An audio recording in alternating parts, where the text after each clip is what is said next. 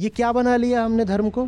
Fed, trend, fashion, फिल्मी लहर, hashtag अगर झाड़ू मार देते हैं हर चीज पर, कहते हैं हटाओ, कुछ नहीं बराबर है। धर्म माने बस एक बात, क्या खुद को जानता हूँ?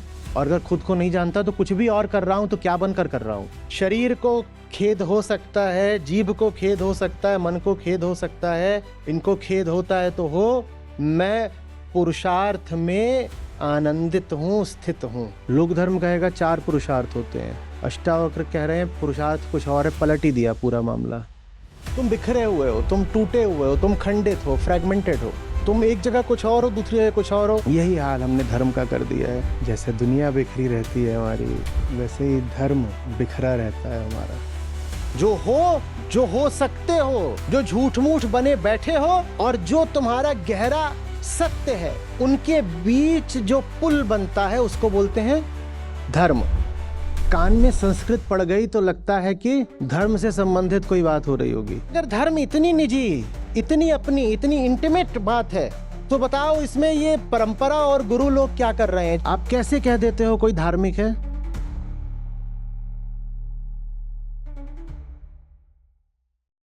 जैसे दुनिया बिखरी रहती है हमारी, वैसे ही धर्म बिखरा रहता है हमारा।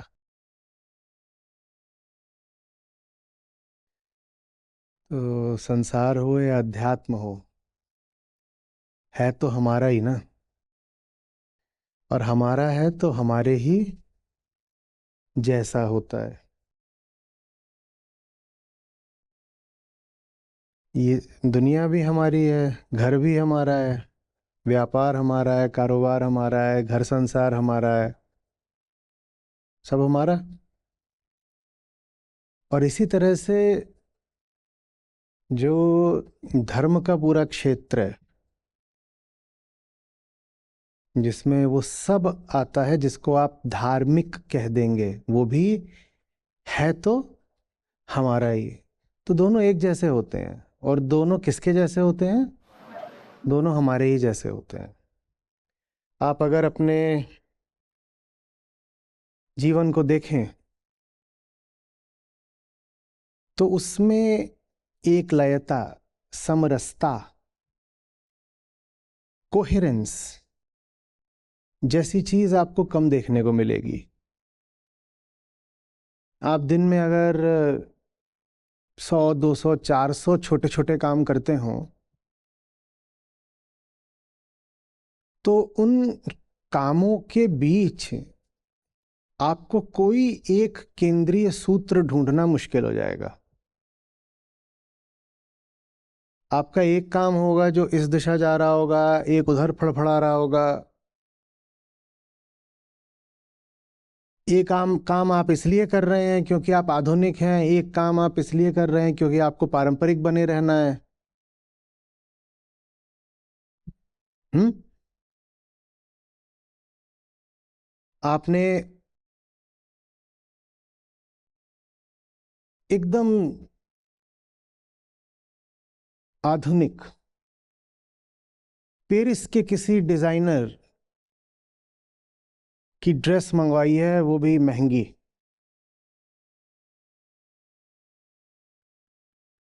वो किसी भी तरीके से ना पारंपरिक है ना भारतीय है, और आप पूरी कोशिश कर रही हैं कि उसके साथ अपने कड़े, कंगन और तमाम अन्य तरीके के जो भी पहनती हैं, मंगलसूत्र, तावीज, सब मैच कर लें।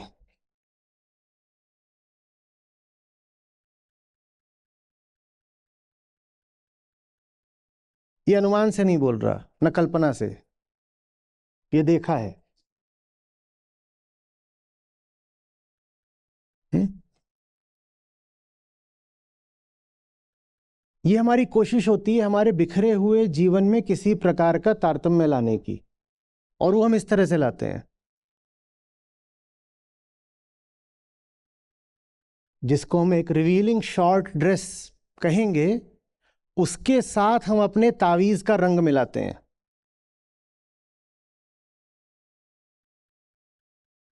कि अभी आज ये पिंक है तो इसका भी जो थ्रेड है वो पिंक होना चाहिए,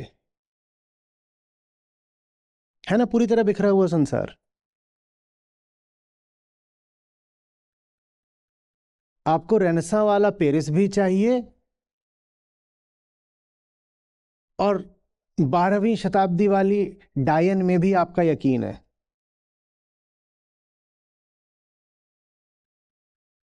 इससे अधिक बिखराव हो सकता है? हो सकता है क्या?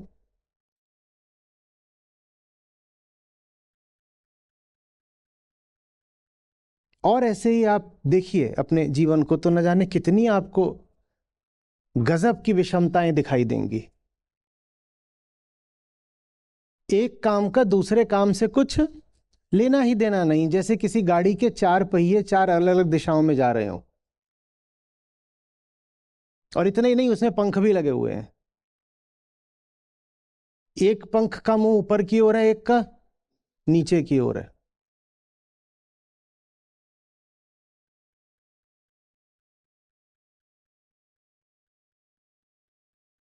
होता है कि नहीं? आप यहां जो बन करके बैठे हुए हैं, निश्चित रूप से रात 9 बजे जब आप अपने अड्डों पर वापस पहुंच जाएंगे,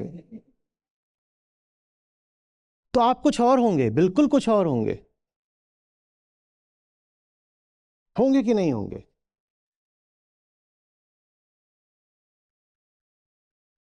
और संकोच, मर्यादा, ये सब हटाइए, औपचारिकता। आप जो होंगे अपने अड्डों पर, अगर वहां मैं किसी तरह पहुंच जाऊं सेंध मार के, तो आपके लिए मुझे संभालना, बर्दाश्त करना, हजम करना बड़ा मुश्किल हो जाएगा। मैं स्वागत करने की तो बात ही नहीं कर रहा। आपको ये नहीं समझ में आएगा कि अब इस घड़ी को टालें कैसे। अरे आपके लिए हमने जगह और समय तय करा था, आपसे मिलने का हम गए तो थे आपके ग्रेटर नोएडा, शाम आपके साथ बैठे थे ना। वो एक हिस्सा था जिंदगी का। वो क्या था? वो एक हिस्सा था जिंदगी का। और अब ये हम जब वापस आ गए अपने अड्डे पर, ये दूसरा हिस्सा है जिंदगी का, और इन दोनों हिस्सों के बीच कोई, ये विजातीय हिस्से हैं, ये विसंगत हिस्से हैं। ये हिस्से आपस में बात ही नहीं कर सकते, और हम इन दोनों हिस्सों को ढो रहे हैं। तो सोचिए हमारी जीवन ऊर्जा कितनी दिशाओं में बट रही है और बर्बाद जा रही है। एक आदमी में होते हैं अनेक चेहरे, जिसको भी देखना कई बार देखे।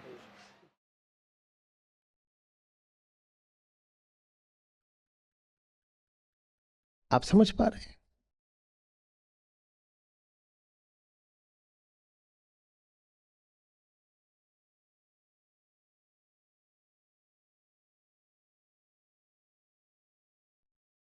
यही हाल हमने धर्म का कर दिया है। हम एक ही सांस में कह जाते हैं वेद पुराण। जहां आयामगत अंतर है, जहां श्रुति और स्मृति का भेद है, जहां दर्शन और कथा कहानी का भेद है, वहां हमारे लिए सब एक है।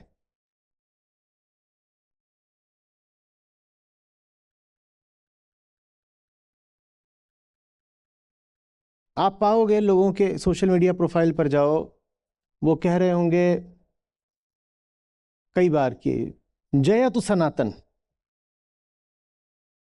और उससे उनका आशय क्या होगा कि हम कर्मकांड और ज्योतिष में गहरा विश्वास रखते हैं।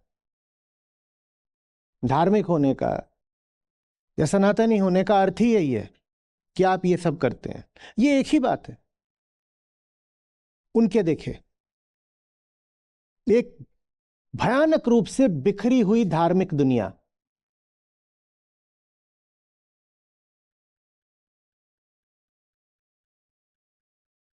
जहां एक तरफ आप कह दोगे कि अहिंसा बहुत बड़ी बात है, परम धर्म है, और दूसरी तरफ धर्म के ही नाम पर आप बलि भी चढ़ा दोगे और पशु उत्पादों का भी भरपूर प्रयोग कर लोगे।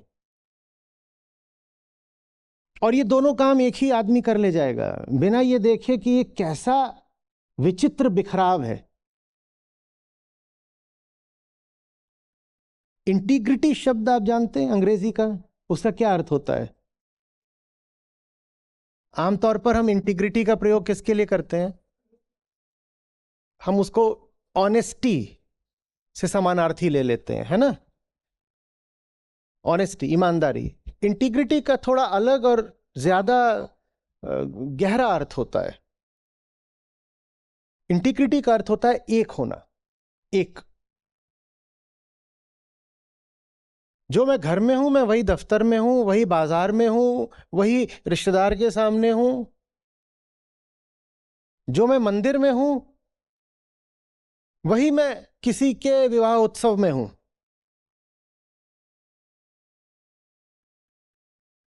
जो मैं गीता सत्रों में हूं वही मैं अपनी मित्र मंडली के सामने हूं, अलग नहीं हो जाऊंगा। इसको इंटीग्रिटी कहते हैं। और जो जैसा गीता सत्र में है अपने दोस्त यारों के आगे दूसरा हो जाए, उस पर इल्जाम लगेगा लैक ऑफ इंटीग्रिटी का।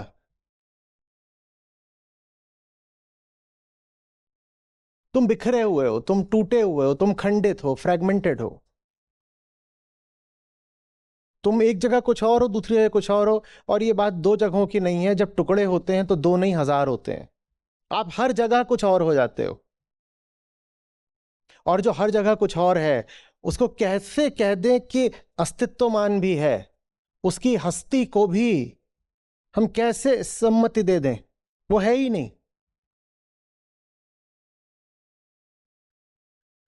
तो धर्म का क्षेत्र, आप कैसे कह देते हो कोई धार्मिक है? आप सोचो। कान में संस्कृत पड़ गई तो लगता है कि धर्म से संबंधित कोई बात हो रही होगी। अब संस्कृत में तो कुछ भी लिखा जा सकता है और कुछ भी लिखा गया है। किसी भी अन्य भाषा की तरह है संस्कृत। संस्कृत भी एक भाषा ही है।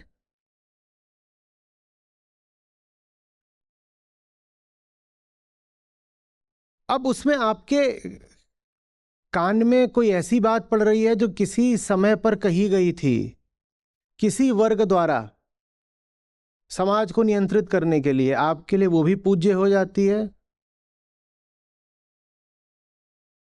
और आपके कान में पड़ रहा हो न्याय दर्शन कि सांख्य सूत्र, वो भी पूज्य हो जाता है।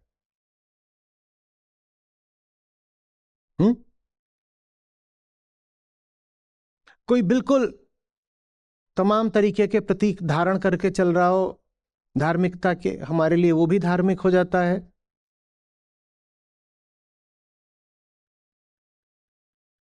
और साथ ही साथ किसी कृष्णमूर्ति को भी हम धार्मिक बोल देंगे, जो आयोजित संगठित धर्म और गुरु भक्ति के बिल्कुल विरुद्ध थे। और हम दोनों को ही कह देंगे कि ये एक जैसे हैं। हमारे देखे सब धर्म ही है।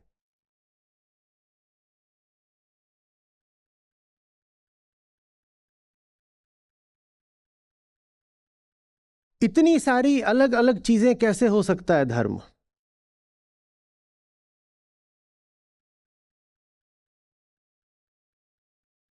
मेरा तो फिर भी उस दिशा देखना साल दर साल और कम होता जा रहा है। तो मेरा अनुभव, एक्सपोजर भी सिकुड़ता जा रहा है। आप बताइए, धर्म के नाम पर और क्या होता है? आप जा रहे हो बर्तन खरीदने के लिए एक खास दिन और आप कह रहे हो धार्मिक काम है। ये करते हो कि नहीं? आप जा रहे हो सोना खरीदने और कह रहे हो ये धार्मिक काम है। ये करते हो कि नहीं?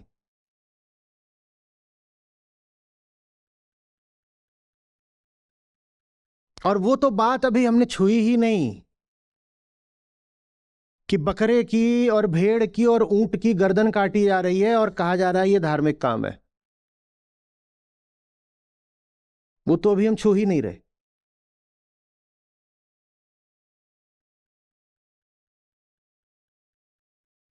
और क्या क्या होता है धर्म के नाम पर? बताइए। बहुत कुछ होता है। अब मैं तो अब हाँ, प्याज लहसुन नहीं खाते तो धार्मिक। हाँ, आप प्याज लहसुन को कह रहे हो कि इधर आओ बेटर, मेरे लिए दही भल्ले लाना एक्स्ट्रा चीज डाल के, पर उसमें प्याज लहसुन नहीं होना चाहिए। मैं वैष्णव हूं। ये आपके देखे धार्मिक काम है। एक दिन बासी खाना खाएंगे, नया खाना नहीं बनेगा, एक त्योहार ही होता है बासी खाना खाने के लिए एक गिलास। ये सब धार्मिक काम है। और इसके साथ साथ गीता का श्लोक भी आप कह देते हो, वो भी धर्म है। ये कैसी बिखरी हुई धार्मिक दुनिया है।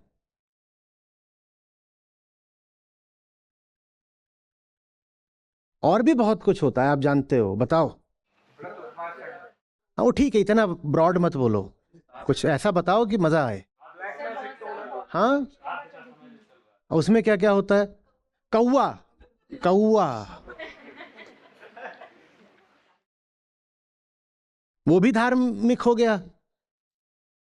और यहां कठ उपनिषद में हमारे भैंसे वाले यमाचार्य हैं, उसको भी हम कह देते हैं कि प्रसंग धार्मिक है। तो धर्म है क्या? कौवा के भैंसा?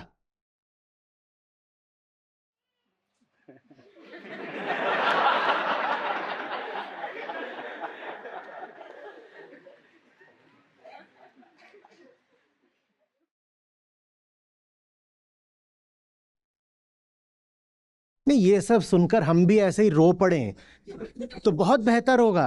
हम रोते भी तो नहीं है, हम इसको लेकर जीते हैं कि हाँ, कौवा भी भैंसा भी ठीक ही तो है। एक बहुत धुंधली सी बात, एक्सट्रीमली वेग, जिसको हमने क्या कह दिया है? धर्म। और क्या क्या होता है? शनिवार को काला नहीं पहनते। हाँ, मंगलवार व्रत भी रखते हैं सर। मंगलवार गुरुवार को नाखून नहीं काटना। इस दिन ये कपड़े नहीं पहनते। भगवान को शराब चढ़ाई जाती नहीं, ये सब भी अपने आप में हो सकता है ठीक हो, पर फिर इसके साथ आप अष्टावक्र को धर्म मत बोलिए ना। मूर्ति पर जाकर शराब चढ़ाना अगर धर्म है तो फिर अष्टावक्र को पढ़ना अधर्म होना चाहिए। तब इंटीग्रिटी रहेगी कि एक बात करो, 100 बात नहीं। मुर्गा चढ़ाना काट करके, शराब चढ़ाना, अगर वो धर्म है तो फिर जो अष्टावक्र कह रहे हैं इसको साफ बोलो कि अधर्म है।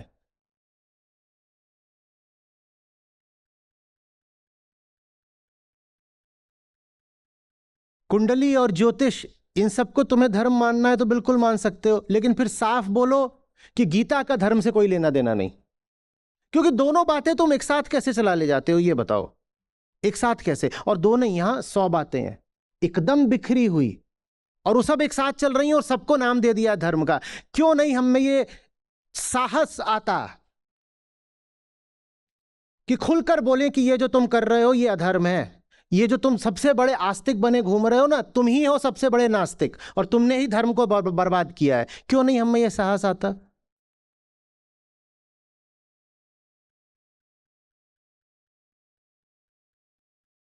हम गीता पढ़ भी लेते हैं तो वो सारी बातें अर्जुन की जिनको काटने के लिए गीता कही गई, हम खुद भी उन्हीं बातों के पक्षधर रहे आते हैं। हम गीता को भी लिए रहते हैं, और गीता जिस बात को काटने के लिए कही गई थी उस बात को भी लिए रहते हैं। ये हम कैसे कर ले जाते हैं?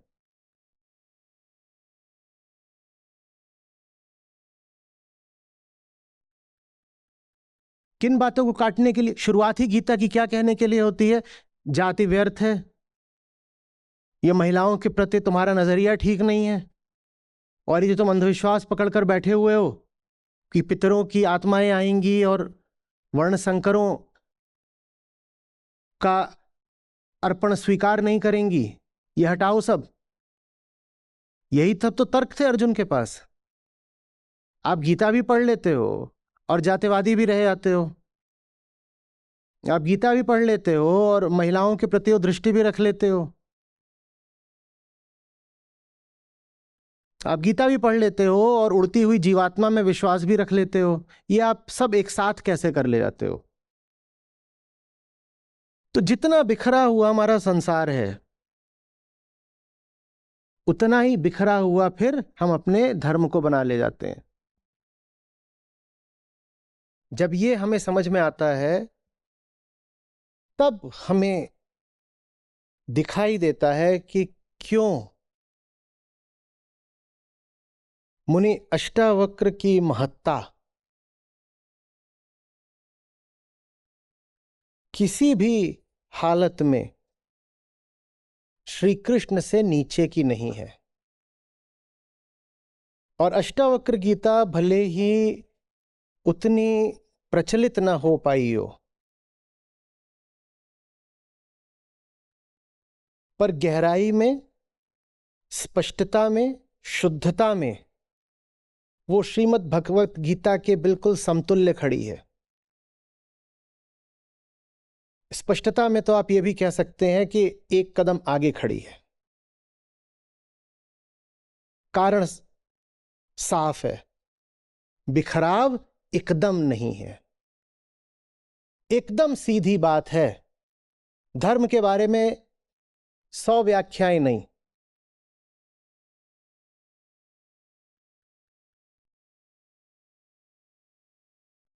ऐसे ही यही नॉलेज पार्क के एक कॉलेज में एक टीवी चैनल के मालिक हैं, उन्होंने साक्षात्कार लिया। तो वो और कई जगह बात करके आ रहे थे, ऐसे ही मैं यहाँ बैठा हुआ था, वो यहाँ बैठे हुए थे। तो जहाँ जहाँ बात करके आ रहे थे, उन्होंने उनकी एक एक करके रिकॉर्डिंग लगानी शुरू करी और मुझसे कह रहे थे आप बस इन पर प्रतिक्रिया देते जाए। और वो जितनों से बात करके आ रहे थे वो सब धर्मगुरु ही थे आजकल के। सबसे उन्होंने एक ही प्रश्न पूछा था, धर्म क्या है? धर्म क्या है? और जितना बिखराव आप सोच भी नहीं सकते, उससे ज्यादा धर्म गुरुओं के उत्तरों में था।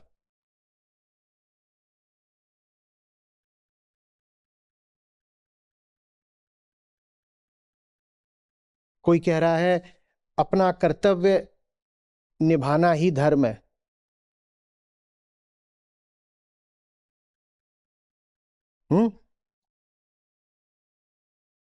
कोई कह रहा है कि जो परंपरा से गुरु चले आ रहे हैं उनकी बात को मानना धर्म है।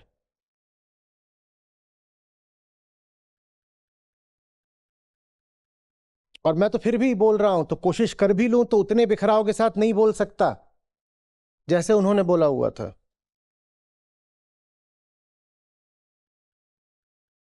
क्योंकि कोई भी रिकॉर्डिंग 3-5 मिनट से नीचे की नहीं थी, और सब अपना अपना झाड़ रहे थे कि धर्म ये होता है। कुछ तो असहज भी हो जा रहे थे कि इतना सीधा और इतना मूलभूत प्रश्न पूछा गया है कि धर्म क्या है, और हम जवाब क्या दें। कोई सफेद कपड़ा पहन के बैठा है, कोई कुछ लगा कर बैठा है, किसी ने कुछ धारण कर रखा है, और पूछा यही गया है बस कि आप धर्मगुरु बन के बैठे हो, इतना बता दो धर्म क्या है।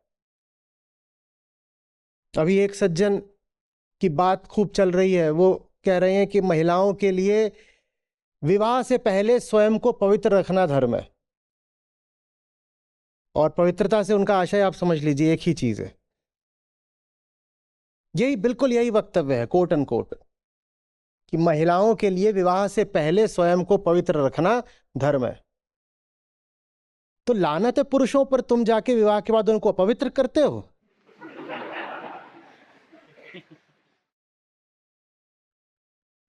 अगर विवाह का मतलब ही यही है कि आधी मनुष्यता उससे अपवित्र होने जा रही है, तो छू मत देना।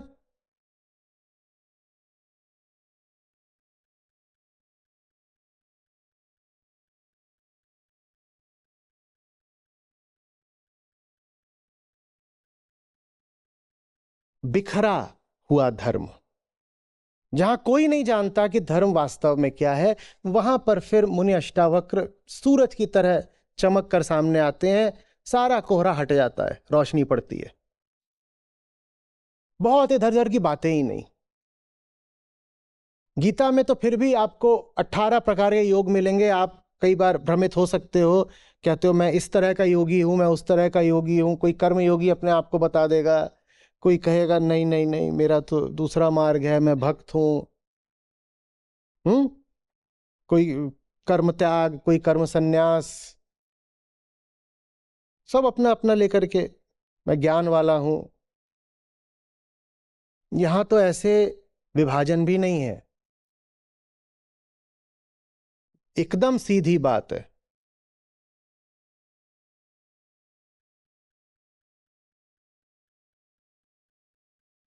और उतनी ही सीधी बात, उससे ज्यादा सीधी बात मैं आपसे कर पाया, इसलिए आप आज यहां मौजूद हो।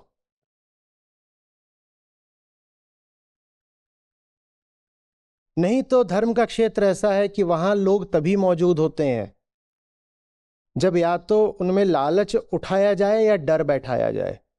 ये कर दीजिए, फिर तो बहुत भारी भीड़ आ जाएगी कि आओ भगवान जी का कोई काम हो रहा है, जितने लोग आओगे पुण्य पाओगे, और नहीं आओगे तो पाप और श्राप लगेगा।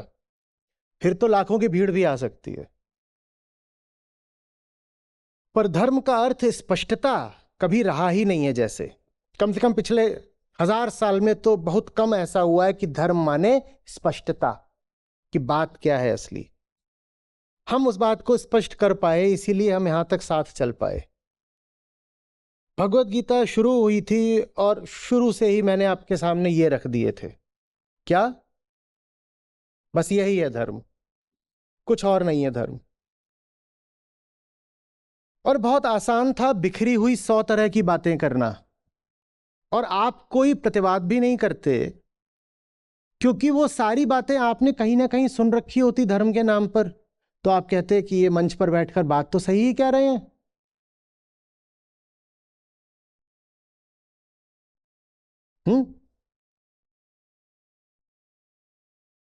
अगर ये कह रहे हैं कि रविवार को जीरा न खाना धर्म है, तो इनको गलत नहीं कहा जा सकता, क्योंकि ऐसी ही बात हमने कहीं और सुनी हुई है।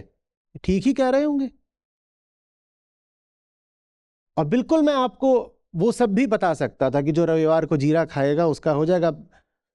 धीरे से कहीं जीरा चला गया पेट में, अब उसका प्रायश्चित करना है तो आचार्य जी के पास आओ।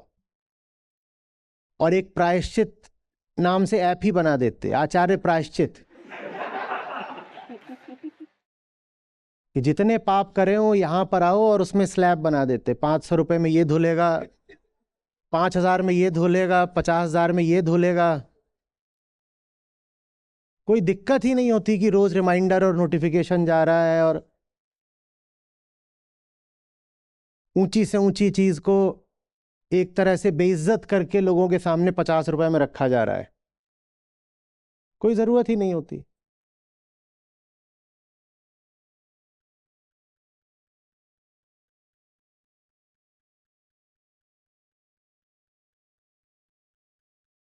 आप कुछ भी पढ़ लीजिए धर्म के क्षेत्र में, उसके बाद जो अवशेष छूट गया हो, जो गंदगी छूट गई हो, उसको साफ करने के लिए अष्टावक्र ऋषि के पास आ जाइए।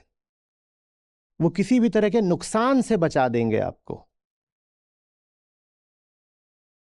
क्योंकि बहुत कुछ बोला गया। अब खलील जिब्रान, वो भी बात तो धार्मिकता की ही करते हैं, पर जो वो बात करते हैं वो बहुत ऊंची है, बहुत सुंदर है,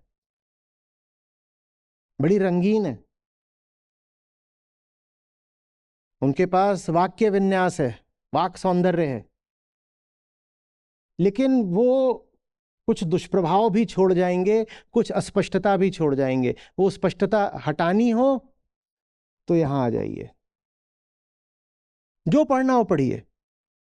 इतना कुछ कहा गया है। इतने सारे संत कवि हुए, उन्होंने बहुत सारी बातें कही हैं, पर उनकी बातों में भी कहीं कहीं उनके पूर्वाग्रह दिख जाते हैं। है तो इंसान ही।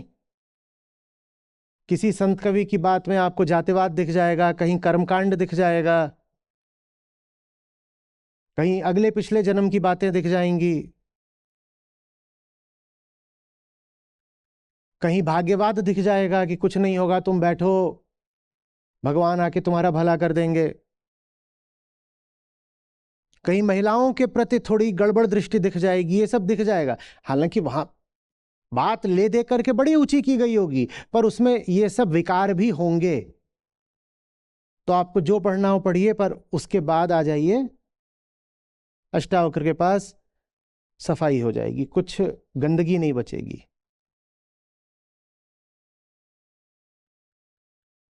क्योंकि यहां बात एक है, बस सीधी, एकदम सीधी। क्या? बस ऐसी सीधी।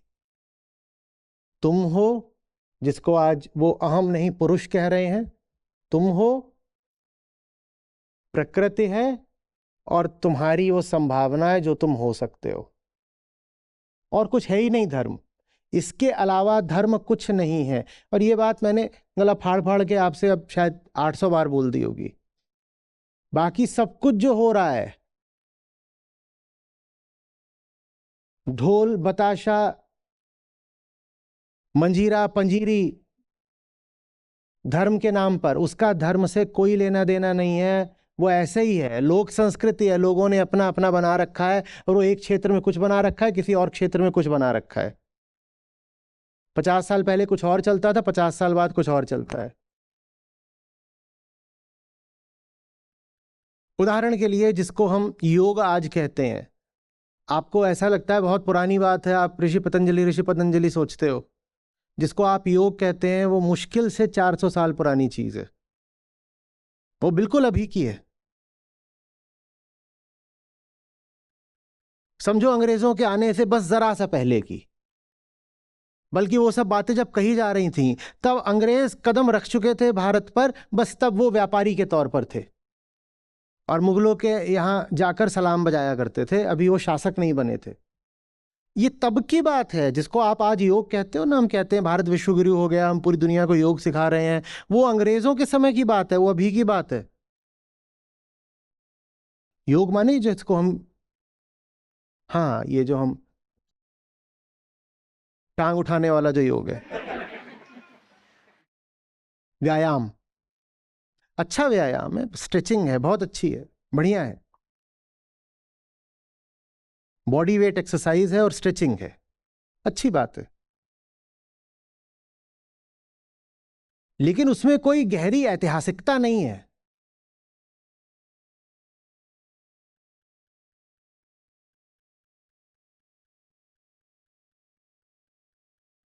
और पतंजलि जो बात कह गए हैं, उसमें वो कहीं है ही नहीं जो आप करते हो योग के नाम पर।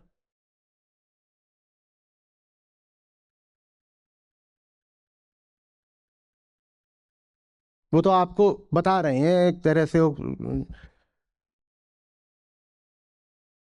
आचरण निर्देशिका है पतंजलि योग। कम से कम जो आरंभिक उसके कुछ अंग हैं अष्टांग में से, कोड ऑफ कंडक्ट है, कैसे जीना है, ये सब यम है, ये सब नियम है, ये करना है, ये नहीं करना है, किन किन बातों से बचना है, सांस का नियंत्रण ऐसे करना है।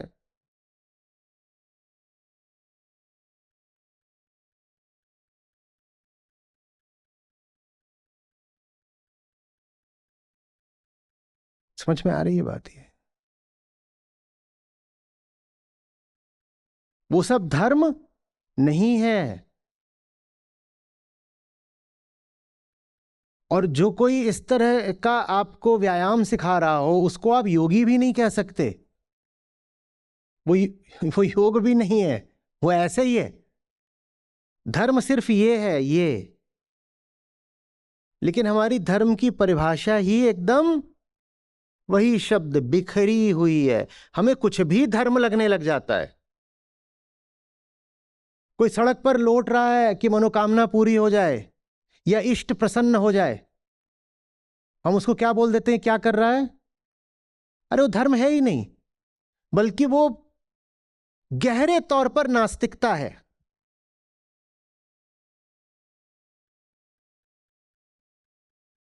लेकिन आप वैसा होते देखोगे तो ये तो छोड़ दो कि आप कहोगे कि उठ घोर नास्तिक, पापी। बोल ही नहीं पाओगे, उल्टा ये और होगा कि खासकर महिलाएं उसको ऐसे और से।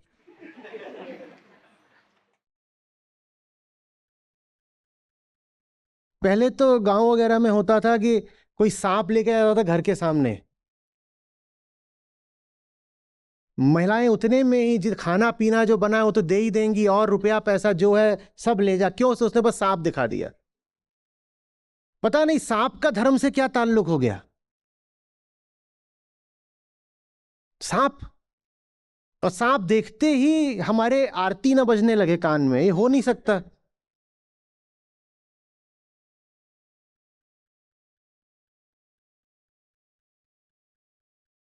सांप का धर्म से कोई लेना देना नहीं है। धर्म बस यही है, आप अहंकार हो, आप अहंकार होने के कारण ही दुख में हो, आप अहंकार बने बने अपने दुख को मिटाना चाहते हो, दुख और बढ़ जाता है।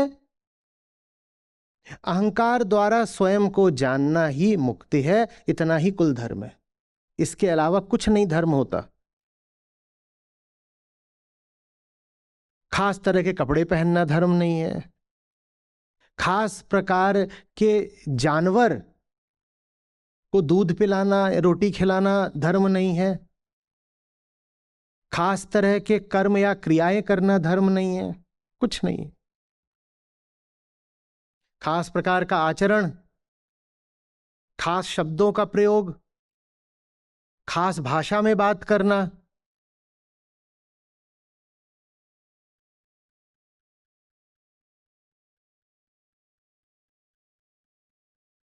स्पष्ट हो रही है बात?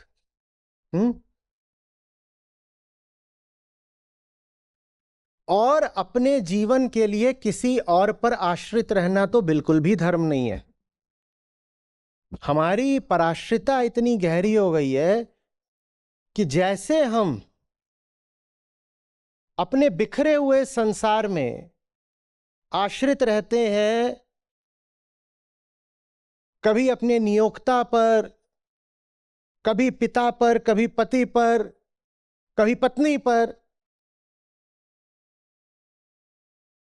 कभी ग्राहक पर रहते हैं ना आश्रित, कि इनके भरोसे ही तो हम चल रहे हैं, यही तो हमारे पालनहारा हैं। ठीक उसी तरह अपने बिखरे हुए धर्म में हम आश्रित रहते हैं गुरुओं पर और आचार्यों पर। ये क्या है? ये बाबा जी की बूटी है, इसका क्या नाम बोला? ये अहंकार है, ये प्रकृति है, ये क्या है? ये हमारी ही उच्चतम संभावना है। धर्म बिल्कुल निजी बात है भाई, एकदम निजी बात है। उसमें किसी मध्यस्थ, किसी दलाल के लिए कोई जगह नहीं है। वो आपके तथ्य और आपकी संभावना के बीच का सेतु है धर्म। जो हो सकते हो, जो झूठ मूठ बने बैठे हो, और जो तुम्हारा गहरा सत्य है, उनके बीच जो पुल बनता है उसको बोलते हैं धर्म। इसमें बताओ कोई क्या कर लेगा?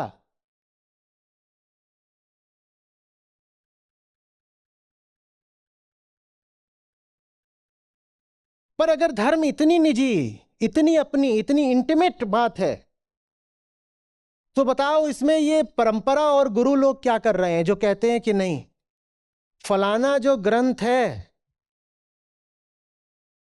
उसका वही अर्थ, वही अनुवाद मान्य रखेंगे जो हमारी परंपरा से आया है, हमारे गुरुओं और हमारे आचार्यों से आया है। ठीक वैसे जैसे बाहरी तौर पर हम लोकतांत्रिक नहीं हो पाते, बाहरी तौर पर भी लोकतांत्रिक हो पाने के लिए अपनी चेतना होनी चाहिए ना। स्वयं सोचूंगा और अपने अधिकार का प्रयोग करूंगा, यह बाहरी लोकतंत्र है। इसी तरह से धर्म के क्षेत्र में भी हम लोकतांत्रिक नहीं हो पाते। हमें लगता है गीता पर तो किसी परंपरा का अधिकार है। क्यों भाई? गीता सार्वजनीन क्यों नहीं है? गीता हर आदमी की अपनी क्यों नहीं है? क्यों चाहिए कोई विशेष गुरु, कोई विशेष आचार्य जो आकर के अपने हिसाब से कहेगा ये है? पर जैसे हमारा बाहरी लोकतंत्र बिखरा हुआ है, वैसे ही हमारा भीतरी लोकतंत्र भी बीमार है। हमें लगता है कि इसका तो अनुवाद वो महाराज जी आकर के बताएंगे तभी तो पता चलेगा। क्यों भाई? सरल संस्कृत में लिखा हुआ है, तुम खुद क्यों नहीं कर सकते? कहां कह के गए हैं श्री कृष्ण कि फलानी संस्था पर अब गीता का एकाधिकार होगा? तुम्हारी क्यों नहीं है गीता? तुम्हें क्यों किसी का मुंह देखना है? पूछ रहा हूं। वो तो धर्म ग्रंथों के चारों तरफ भी मठों की दीवार खड़ी कर देना चाहते हैं, और मुझ पर तो आरोप ही यही लगता है कि तुम तो परंपरा के बाहर के हो। बताओ किस परंपरा से आते हो, बताओ तुम्हारे गुरु का नाम क्या है, तुम अपने आप ही कैसे अर्थ कर ले रहे हो? वो चाहते हैं कि मैं किसी परंपरा के भीतर का रहूं और वही अर्थ करूं जो उनकी परंपरा में चल रहा है। मेरा तुम्हारी परंपरा से क्या लेना देना? मेरा सीधा नाता। तुम कौन बीच में आ गए दलाल बनकर? ये तो प्रेम प्रसंग है, इसमें किसी तीसरे के लिए क्या जगह है?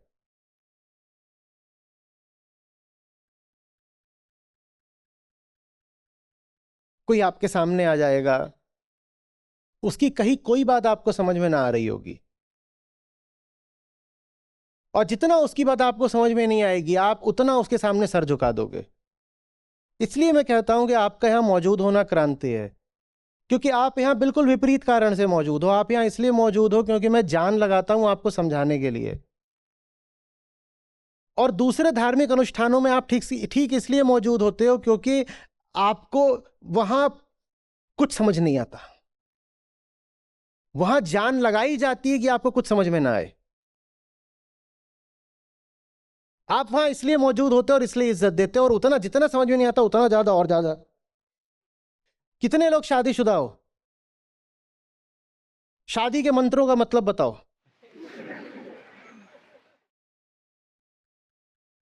क्या सुन करके चक्कर मारा है? अब समझ में आ रहा है कि जिंदगी ऐसी क्यों है शादी के बाद? वहां पूरा प्रयास ही यही रहता है कि तुम्हें कुछ सुनाई दे ही ना, और अगर सुनाई दे गया ना तो सही बता रहा हूं, महिलाओं को तो दिक्कत हो जाएगी। शादी के मंत्रों में जो बात बोली जा रही होती है, आज जाइएगा और पढ़ लीजिएगा, महिलाओं को दिक्कत हो जाएगी। आपको सौंपा जा रहा होता है पुरुष को संपत्ति की तरह, और आप बहुत फूल फाल करके एकदम ब्राइडल मेकअप लगा करके एकदम। वो सब चली इसीलिए पाता है क्योंकि कुछ समझ में ना आए इसकी पूरी व्यवस्था की गई है। और सुन लो कि क्या बोला जा रहा है तो गरिमा बहुत आहत होगी। ये जो आप कहते हो ना कि महिलाओं का ऐसा नजरिया क्यों पुरुषों का इतना महिलाओं के लिए ऐसा नजरिया क्यों रहता है, ऐसे ही नहीं रहता है। वजहें हैं, और बहुत बड़ी वजहें वो सब धार्मिक अनुष्ठान हैं जिनमें आप बिना जाने समझे प्रतिभागी रहते हो। कोई पढ़ी लिखी महिला अपनी स्वेच्छा से वो सब कर रही हो और फिर वो शिकायत करे कि अरे ये पुरुष वर्ग मुझे इज्जत क्यों नहीं देता, तो तुम खुद जिम्मेदार हो दीदी। एक और तो कहती हो विवाह मेरे जीवन की बड़ी घटना है। बड़ी घटना है तो तुम्हें पता होना चाहिए था कि ये क्या पढ़ा जा रहा है मंत्र। वही मंत्र हवाओं में है, वही मंत्र मेरे देश का मिट्टी पानी बन गया है, और बड़ा मुश्किल हो रहा है वो सब साफ करना। मुझे तो समझ में ये भी नहीं आ रहा है कि साफ करना भी चाहिए या नहीं। लेकिन हमारे लिए संस्कृत संस्कृत एक बराबर होती है। अभी हाल में हुआ, किसी ने एक उपनिषद ही उद्धृत कर दिया, उपनिषद ही उद्धृत कर दिया। उस उपनिषद में लिखा हुआ है वीर्य की रक्षा ही ब्रह्मचर्य है। सब उपनिषद भी एक बराबर नहीं होते। वो जो उपनिषद तुम पढ़ के आ रहे हो उन्हें कहते हैं योग उपनिषद। शायद वो शांडिल्य उपनिषद था जिससे उद्धृत किया गया था। ये योग उपनिषद कहलाते हैं। ये बाद के उपनिषद हैं, ये एक तरह से प्रक्षिप्त उपनिषद है। ये 15वीं शताब्दी का उपनिषद है। थोड़ा खोलकर पढ़ो। क्या हुआ था कि वेदांत इतने जबरदस्त तरीके से दर्शन में शिखर पर बैठ गया था कि बाकी जितने भी मार्ग थे उन्हें अपने आप को सही ठहराने के लिए वेदांत का सहारा लेना पड़ा।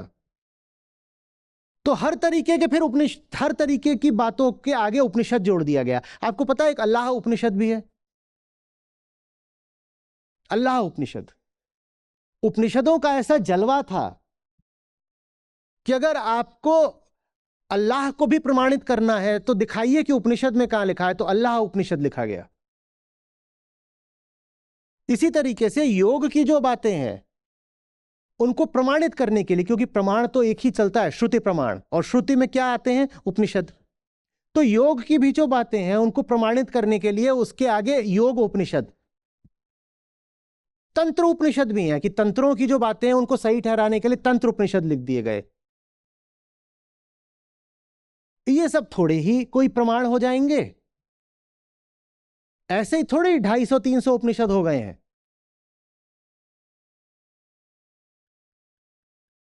ये बहुत सारे उपनिषद है जो बहुत हाल के हैं, एक तरह से कह सकते हो कि शरारत में, मिस्चिफ में लिखे गए हैं।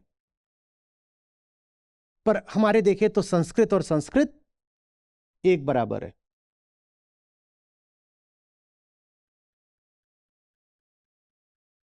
सब चीजें एक बराबर है। अष्टावक्र की महानता इसमें कि वो जो 50 बातें आप लेके आ जाते हो ना, ये भी धर्म है, ये भी धर्म है, सब बराबर है, 50 चीजें बराबर है, सब धर्म है। अष्टावक्र झाड़ू मार देते हैं हर चीज पर, कहते हैं हटाओ, कुछ नहीं बराबर है। धर्म माने बस एक बात, क्या खुद को जानता हूं, और अगर खुद को नहीं जानता तो कुछ भी और कर रहा हूं तो क्या बनकर कर रहा हूं।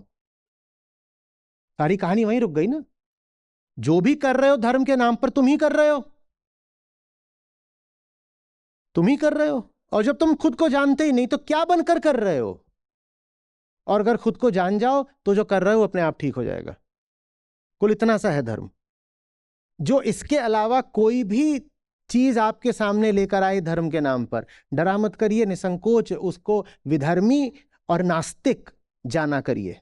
जरूरत हो तो मुंह पर कहा करिए कि तुम ये जो धर्म के नाम पर कर रहे हो इसको ही नास्तिकता कहते हैं।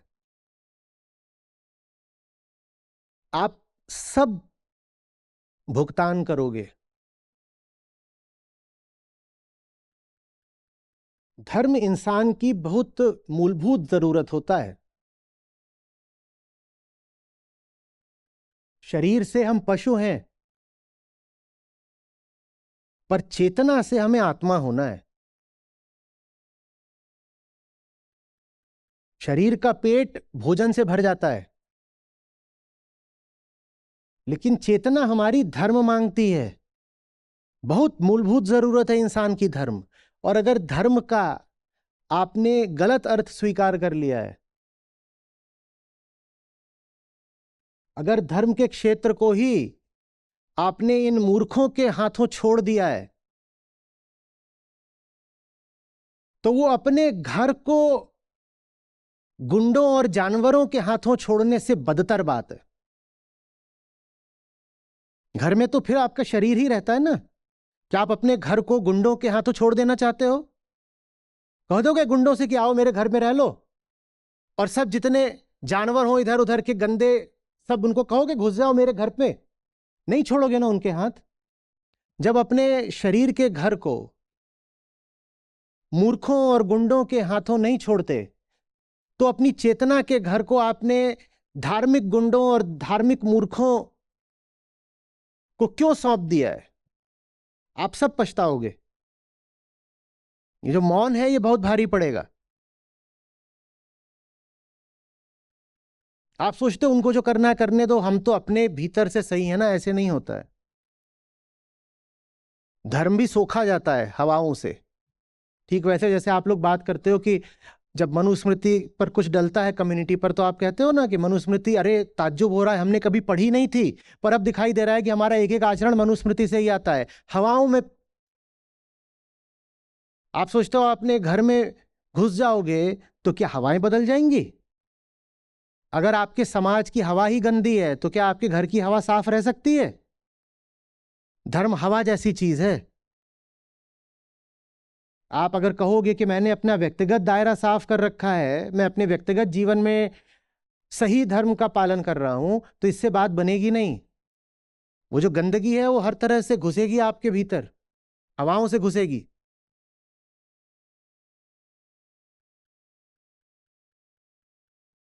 आपके मोहल्ले में किसी ने सड़ा हुआ तेज आवाज वाला डीजल पीने वाला जनरेटर चला रखा हो,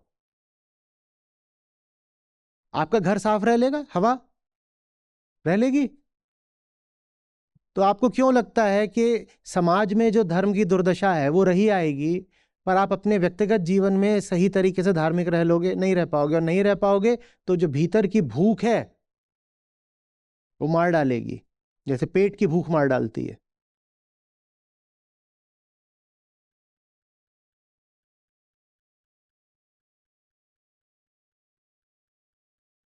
जैसे अपनी जमीन पर कब्जा होते देखते हो तो बुरा लगता है, लगता है कि नहीं? लगता है ना? वैसे जब अपने धर्म पर कब्जा होते देखो तो बुरा लगना चाहिए।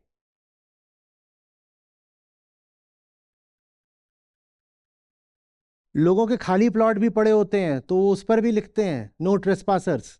वो उसमें रहने भी नहीं गए हैं, शायद अगले 5 साल वहां रहने न जाए, फिर भी वहां लिख देते हैं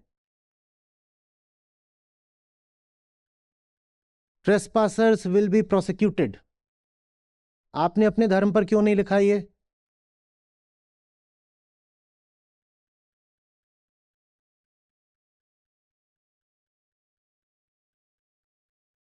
कोई आकर कुछ भी कर गया है, आवाज उठाना तो छोड़ो, आप उसके पीछे पीछे चल दिए हो। नए नए ट्रेंड्स आते रहते हैं। कोई पिक्चर आ जाती है, उस पिक्चर से एक तरह की नई धार्मिकता चल पड़ती है। ये क्या है? कोई नया बाबा आ जाता है, वो एक नए दिशा में नए देवी देवताओं को ट्रेंडिंग कर देता है। ये क्या है? अगर सही याद है मुझे तो जिस दिन शोले रिलीज हुई थी उसी दिन जय संतोषी मां रिलीज हुई थी, या उसके आसपास।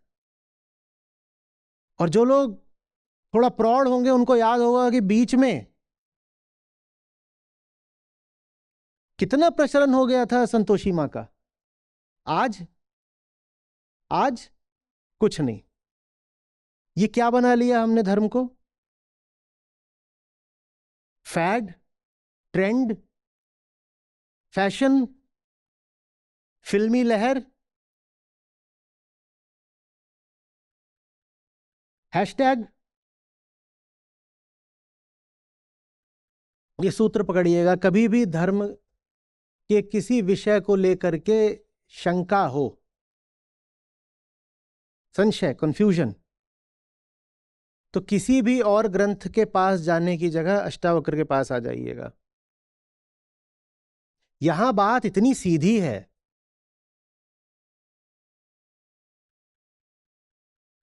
एक तार की बात है, दाएं बाएं का कोई सवाल ही नहीं।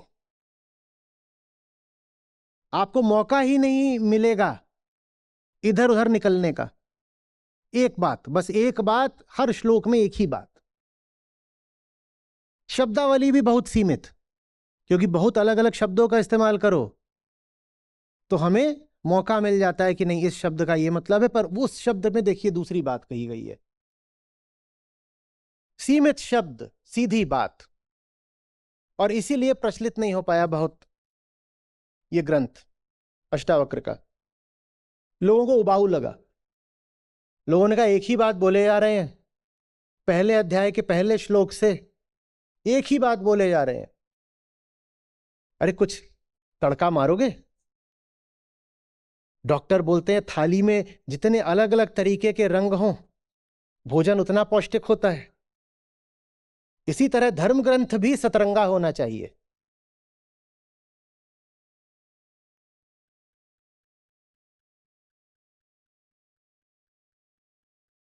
बहुत कम धर्म ग्रंथ हैं जो इतने साफ हो कि उसमें आप चाह चाह कर भी कोई त्रुटि ना खोज पाओ, किसी तरह का उन पर कोई इल्जाम ही ना रख पाओ।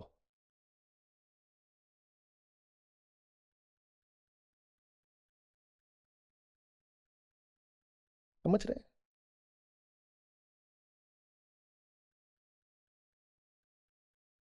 पचास तरीके की जो क्लटर है वो हटा दीजिए। वही अहंकार का कवच है।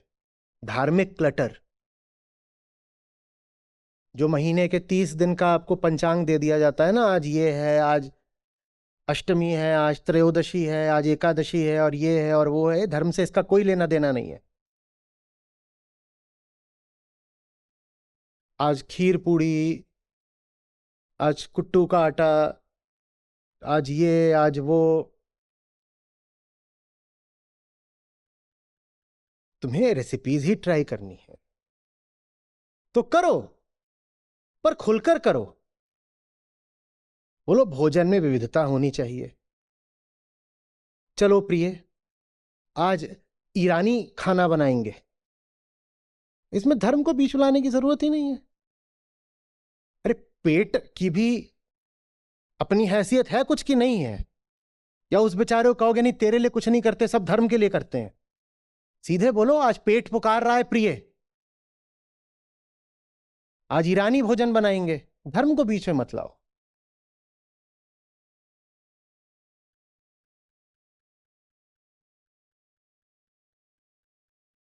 शरीर को खेद हो सकता है, जीभ को खेद हो सकता है, मन को खेद हो सकता है। इनको खेद होता है तो हो, मैं पुरुषार्थ में आनंदित हूं, स्थित हूं। वही एक पुरानी बात, मैं ये नहीं हूं। ये रही जीभ, ये रहा मन, ये रहा शरीर। जीभ किसकी द्योतक है? इंद्रियों की। शरीर माने स्थूल शरीर, मन माने सूक्ष्म शरीर। इनके अपने इरादे होते हैं, और इनके जब इरादे पूरे नहीं होते तो ये दुख मनाते हैं। इनके इरादे पूरे नहीं हुए तो ये दुख मनाए ना, मैं क्यों दुख मनाऊं?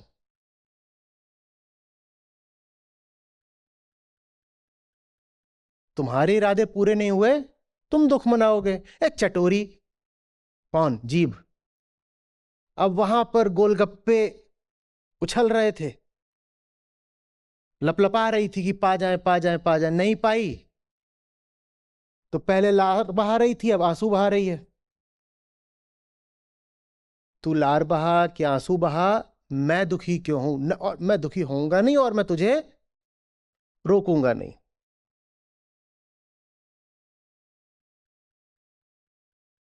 तू बड़ी मां का उपकरण है भाई, तेरा काम है लार बहाना, तू बहा,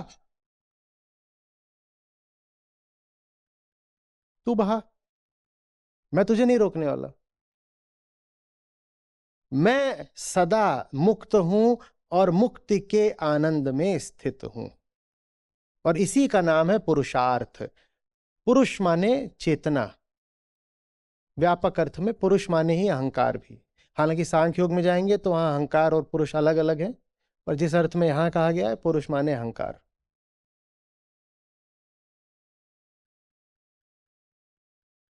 पुरुषार्थ माने वो जो पुरुष के लिए उचित है।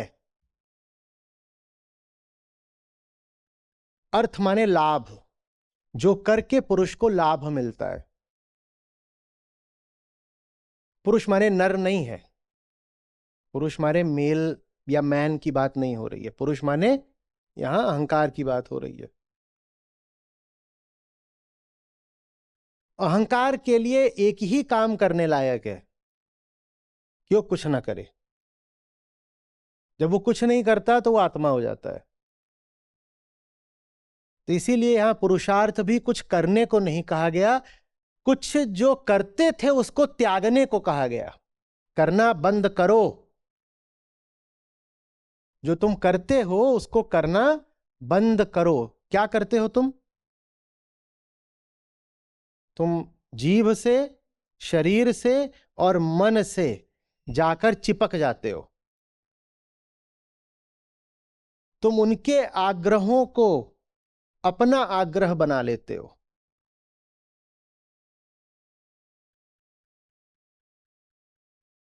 सत्र में आना है, घुटना दुखने लगा तो घुटने के आग्रह को अपना आग्रह बना लेते हो, कहते हो कि मैं दर्द में हूं, मैं नहीं आ पाऊंगा, मैं दर्द में हूं, मैं नहीं आ पाऊंगा। घुटना दर्द में है तो आ जाओ। तुमसे नहीं कह रहे कि घुटने का दर्द झूठा है, घुटने का दर्द सच्चा है। तुम घुटने के दर्द को अपना दर्द क्यों बना रहे हो? बड़ा अजीब लगता है। संस्था में होता है, किसी दिन कोई आएगा, अभी अभी हुआ है, एक सज्जन बोले उनकी रिपोर्टिंग नहीं आई आज सुबह, तो यहां आने से पहले उनको मैं झाड़ लगा रहा था। ऐसा होता है, बड़ा बुखार है, ये हो गया वो हो गया।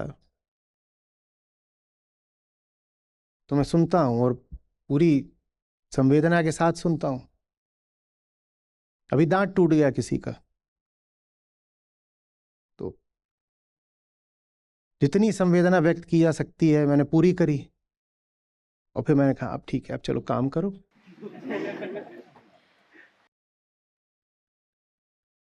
1% भी वहां कमी नहीं रहनी चाहिए, नहीं तो फिर जो नियम है उसका पालन होगा।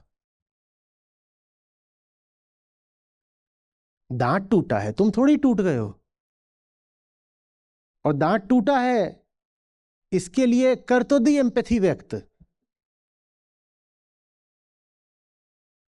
इससे ज्यादा क्या मांग रहे हो?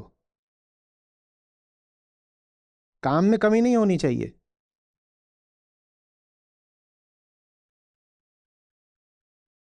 लोग बुखार में होते हैं, उन्हें अपने हाथों से दवाई देता हूं, अपने हाथों से सहारा लेके खड़ा करता हूं, अपने हाथों से धक्का ले देकर ले जाता हूं, कई बार तो ऐसे अपनी गोद में उठाकर लेके जाता हूं, और फिर अपने ही हाथों से उन्हें उनकी ऑफिस की कुर्सी पर बैठाता हूं,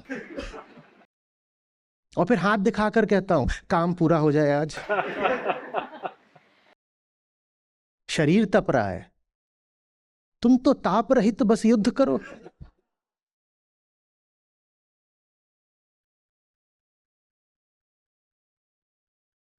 हाँ, इतना पक्का है कि पाखंड नहीं करूंगा, जो बात तुम पर लागू कर रहा हूं तुमसे पहले स्वयं पर लागू करूंगा।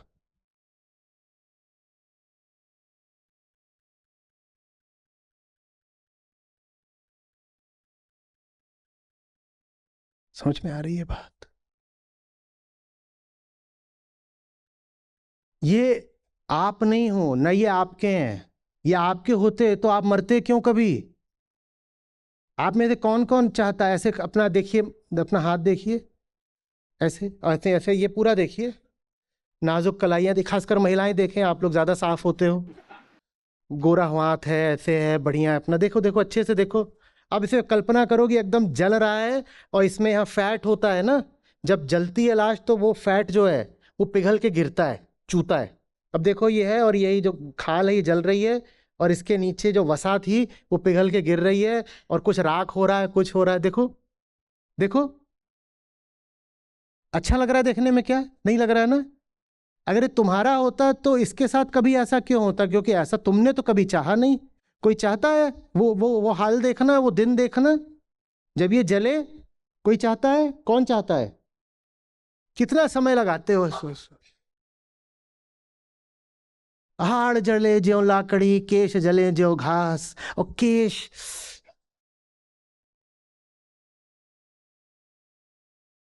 तुम्हारे केश होते तो क्या तुमने जलाए? तुम्हारी चीज पे तो तुम्हारा हक होता है ना। तुम्हारे केश होते तो फिर तुमने ही जलाए होते। तुमने जलाए क्या?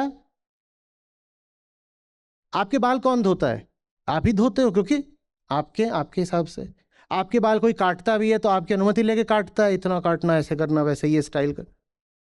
अगर सचमुच आपके बाल आपके होते तो कभी जलने ही नहीं चाहिए थे, क्योंकि कोई नहीं चाहेगा कि एक दिन उसके बाल घास की तरह जले। कोई चाहेगा? ये आपका नहीं है। कितने लोग अपने शरीर से, अपने चेहरे से बिल्कुल आह्लादित रहते हैं, बिल्कुल वैसा ही है जैसा होना चाहिए, एकदम इसमें किसी भी तरह के सुधार की, इंप्रूवमेंट की कोई गुंजाइश नहीं। कितने लोग हैं कि ऐसा ही है? अगर आपका चेहरा आपका होता तो इतना बिगड़ैल क्यों होता? पहले आपकी अनुमति ली गई होती ना कि बताओ बताओ कैसा चाहिए।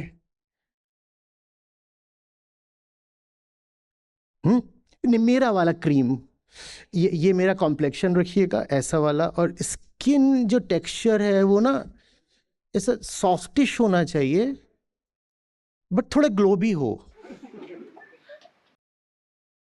तुमसे पूछा गया होता पहले कि आपके लिए एक बिस्पोक बॉडी तैयार की जा रही है, कस्टमाइज्ड। जैसे दर्जी के यहां पे कपड़ों का नाप दिया जाता है कि बटन कौन से लगेंगे, कफलिंग चाहिए कि नहीं चाहिए। शादीबाज जानते होंगे जो हर दूसरे महीने ब्याहों में जाकर घुसे रहते हैं, घोड़ी के आगे नाचते हैं, उन्हें पता होगा ये सब। मैंने बोला और बोलते भर से एकदम भन्ना गया मेरा माथा। उससे ज्यादा मुझे अश्लील बात कोई नहीं लगती, ये जो विवाह उत्सव होते हैं और जो घोड़ी वाला काम है।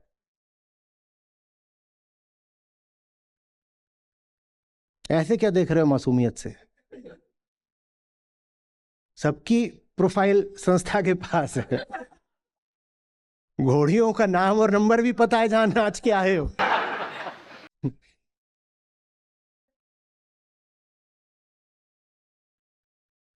वो सब कुछ क्या हो जाता है? गायब हो जाता है। ना आपका चेहरा आपसे पूछकर आपको दिया गया, न वो पूछकर बदलता है। कम से कम तिहाई जनता यहां मुझसे भी ज्यादा गंजी हो चुकी है। किस किस के बाल उनसे पूछ के उड़े थे? बोलो, कौन कौन है जो अपने शरीर में पिछले 6 महीने में कुछ बदलाव की कोशिश कर चुका है और बदला ही नहीं? जैसे वजन कम करना, कि जैसे कुछ और करना, कि कुछ कर रहे हैं पर हुआ नहीं। मैं इस बार नहीं उठाऊंगा, मेरा तो हुआ। पाखंड नहीं करता, देखो जब नहीं होता था तो उठाता था। अभी तो मैं गोवा से वजन कम करके आया हूं, कुछ और कम कर रहा हूं। आपका होता शरीर तो आपने चाहा था। आपकी चाह पर चलता, आपकी चाह पर चल रहा है, चल रहा है आपकी चाह पर बिना बात के। कभी उसको भूख लगाती है, कभी कुछ हो जाता है, कभी सोने को हो जाता है, कभी आप कहते हो आज समझ में ही नहीं आ रहा मैं इतना थक क्यों गया। आपसे पूछ के चल रहा है। तो इतनी सी ही बात है जो समझा रहे हैं। ये बड़ी मां का उपकरण है, ये उनके इशारों पर चलता है। तुम इसे अधिक से अधिक एक पड़ोसी की तरह ले सकते हो, तुम इसे अधिक से अधिक उधार के औजार की तरह ले सकते हो जिसका तुम इस्तेमाल कर सकते हो कुछ दिनों के लिए। एक रेंटेड कार है, कुछ दिनों के लिए चला लो। पर कितना अजीब लगेगा ना कि अगर कार का मालिक पहले तो बोले, जो जो उधार की कार है उसका बोले मेरी है, और फिर थोड़ी देर में बोले मैं हूं। हम तो इस पर भी नहीं रुकते कि ये शरीर मेरा मात्र है, हम तो कहते हैं ये शरीर मैं हूं। बस इतनी सी बात समझाई जा रही है। इसका मालिक कोई और है, उसी को प्रकृति कहते हैं। और बहुत बड़ी शक्ति अपने आप में वो किसी की नहीं सुनती, और वो व्यक्ति निरपेक्ष होती है। तुम जियो मरो उसे कोई फर्क नहीं पड़ता। वो व्यक्ति छोड़ दो, वो प्रजातियों की भी नहीं सोचती। हाँ ठीक है, अभी क्लाइमेट चेंज की वजह से 100-150 प्रजातियां रोज विलुप्त हो रही हैं, शायद उससे भी ज्यादा। कोई कोई आंकड़ा जाता है 1000 प्रजातियां, पर इतनी नहीं भी हो रही होती तो भी दिन की 2, 4, 5, 10 प्रजातियां तो प्राकृतिक रूप से विलुप्त होती हैं। बड़ी मां व्यक्तियों का ही नहीं, प्रजातियों का भी रोज सफाया करती है, उन्हें कोई फर्क नहीं पड़ता, क्योंकि ये सारा माल उनका है। कहते मेरे घर की खेती है, मैं जैसे रखना चाहूं रखूं। जितना बड़ा तुम्हारा सौर मंडल है, समझ लो इसी अनुपात के तारे, सूरज से 100 गुना 1000 गुना और ज्यादा बड़े तारे बड़ी मां रोज खा रही होती है, रोज मिट रहे हैं। तुम्हारी प्रजाति तो कोई चीज ही नहीं है, हम तो किसी गिनती में नहीं आते। ये सारा माल उनका है, पूरा ब्रह्मांड उनका है। तुम काहे के लिए इसको अपना मान रहे हो? तुम किससे पंगा ले रहे हो?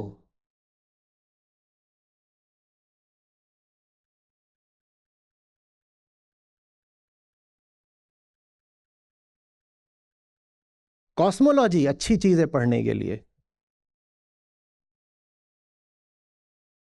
जो होता है अणु और अणुयान, वो तो मुझे मेरी शिक्षा ने पढ़ा दिया था, साइंस ने, और फिर कुछ हद तक उसके आगे यूपीएससी में भी फिजिक्स थी मेरे पास। तो जो एटम के अंदर घुसने वाली बात है वो तो मैं वहां से पढ़ के आया था, लेकिन जो दूसरा होता है ना, महतो महीयान, कि जो बड़े से बड़ा, वो वहां नहीं पढ़ा था, वो बाद में अलग से पढ़ा, अभी पढ़ता रहता हूं।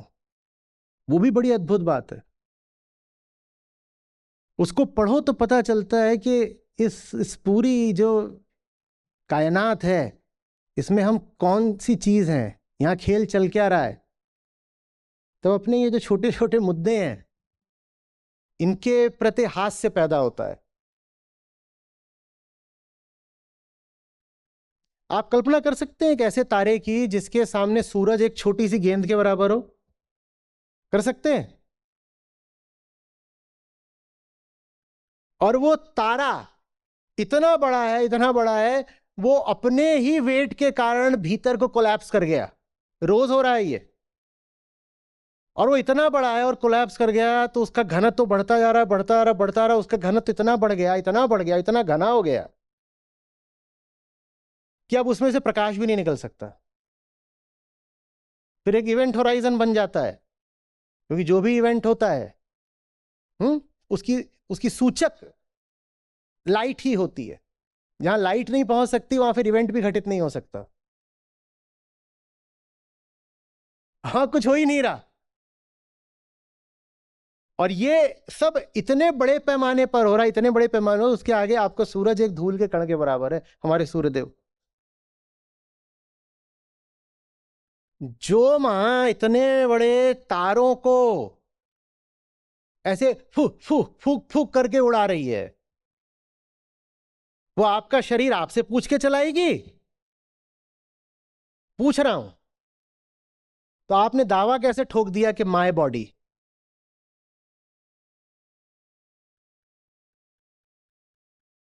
कैसे दावा ठोक दिया कि शरीर मेरा है? और प्रमाण मम्मी रोज देती हैं कि तुम्हारा नहीं है।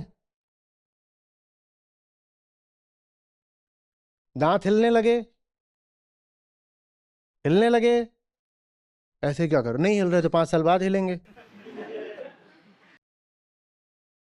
वैसे ऐसे भी बैठे हैं, दिख रहे हैं, जिनके हिलते होंगे, पर जबरदस्ती शान बतानी है। हम तो जवान हैं अभी। चलो, दांत छुपे हुए हैं तो घपला कर सकते हो। बाल सफेद होने लगे, अच्छा किस किस के होने लगे, देखता हूं कौन कौन घपला कर रहा है। अब नहीं किया। तुमसे पूछ के हुए, मुझसे तो नहीं हुए पूछ के। पूछ के हुए। पेट खराब होता है तो क्या खा लिया था, पेट खराब हो गया, आज रात में 4 बार उठे, समझ में नहीं आ रहा, नींद नहीं लग रही, आपसे पूछ के हो रहा है ये सब? जवान हो जाते हो, पूछ के होता है। दाढ़ी मूछ पूछ के आई थी। महिलाओं के शरीर में गतियां शुरू हो जाती हैं, एक दिन आता है गति शुरू होती है, एक दिन आता है गति समाप्त भी हो जाती है, आपसे पूछ के होती है। तो आप काहे को कह रहे हो कि मामला आपका है?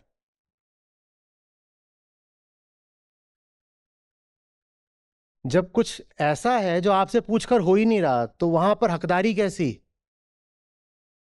जहां कुछ है जो आपसे पूछ के नहीं हो रहा, वहां जाकर जो हक जताए, उसकी सिर्फ क्या होगी? क्या होगी? बेइज्जती होगी। कहीं पर मान लो कोई काम अनुष्ठान कुछ चल रहा है, किसी के घर में कुछ है, हाँ, और वहां बहुत सारे लोग लगे हुए हैं और तरह तरह की गतियां कर रहे हैं। कोई सामान उठा के जा रहा है, कोई कालीन बिछा रहा है, यही है, मान लो ब्याह है किसी का, कोई झूमर टांग रहा है, कोई गाड़ी पर कुछ ला रहा है। आपका वहां कोई लेना ही देना नहीं।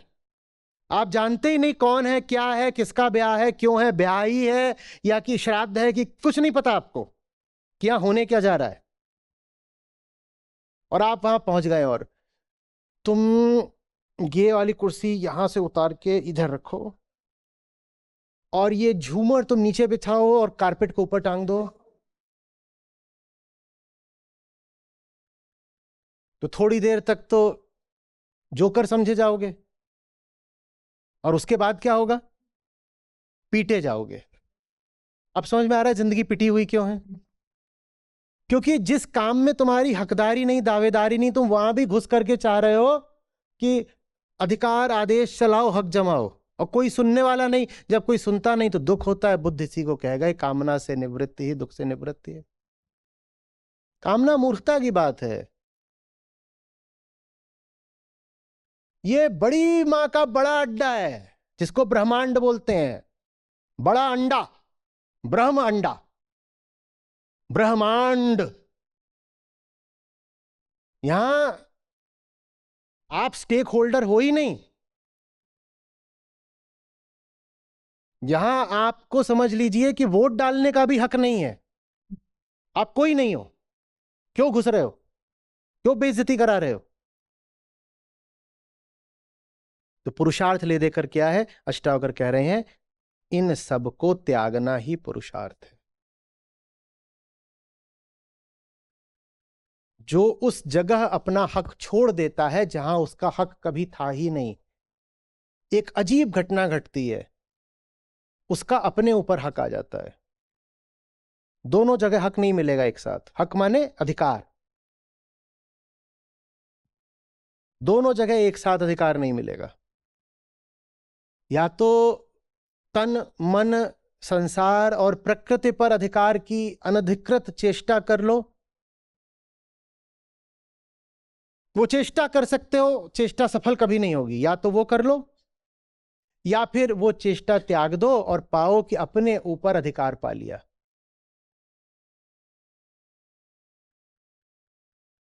जहां हक नहीं है वहां हक छोड़ दो, घुसो ही मत। ये बात हर चीज पर लागू होती है, जिंदगी में हर चीज पर लागू होती है। ठीक वैसे जैसे रहीमन वहां ना बैठी है जहां कोई दे उठाए। समझ में आ रही है बात?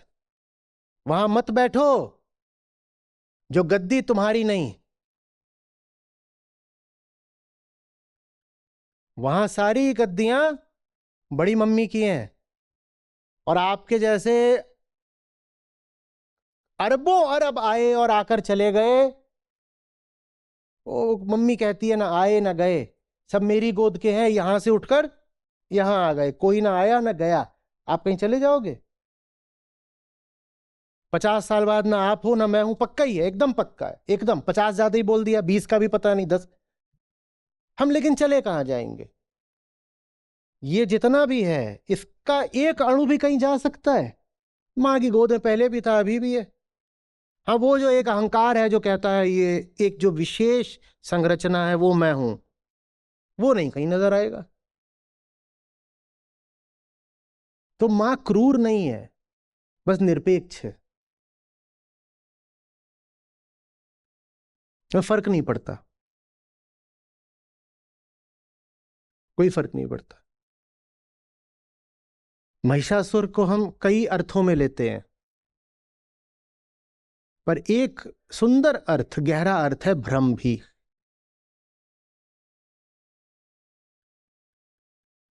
वो जो हाथ में खड्ग है ना, उसका समझ लो अर्थ है यथार्थ, और नीचे जो महिषासुर है वो है भीतरी भ्रम।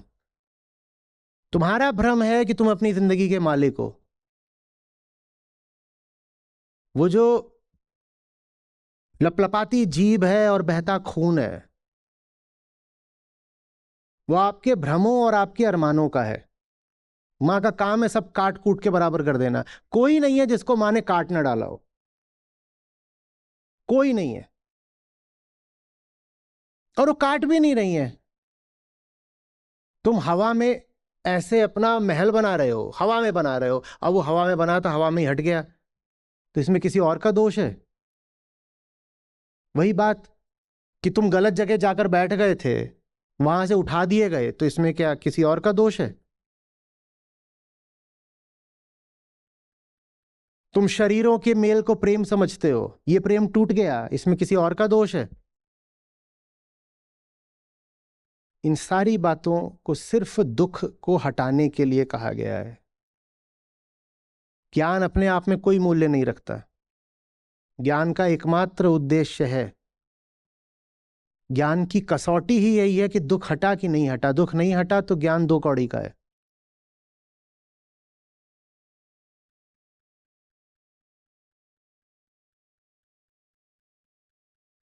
दुख है गलत कुर्सी से उठा दिए जाना। दुख से मुक्ति का मार्ग है गलत कुर्सी पर दावा ही नहीं करना।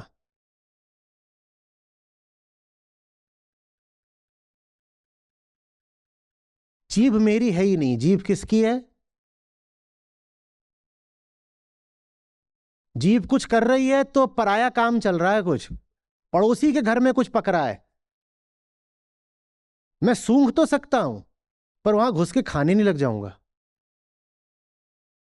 और खाओगे तो सोचो, खुशबू आई पड़ोसी के घर से और घुस गए और खा पी आए, क्या होगा?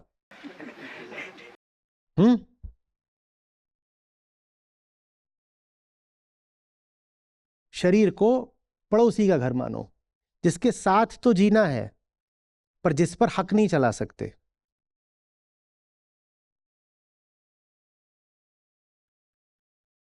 जब दिख जाएगा कि पड़ोसी कौन है और मैं कौन हूं, तो अपने जीवन पर फिर पूरी बादशाहत आ जाती है।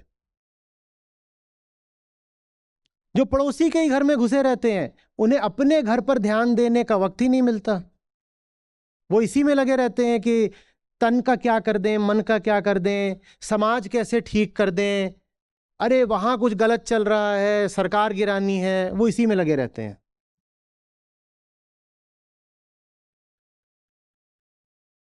लोक धर्म कहेगा 4 पुरुषार्थ होते हैं, अष्टावक्र कह रहे हैं पुरुषार्थ कुछ और है, पलट ही दिया पूरा मामला। अब 4 पुरुषार्थ होते हैं, ये मनु महाराज बता गए। वो कौन से होते हैं? मैं जब झाड़ू में गया था गोवा, तो वहां मैं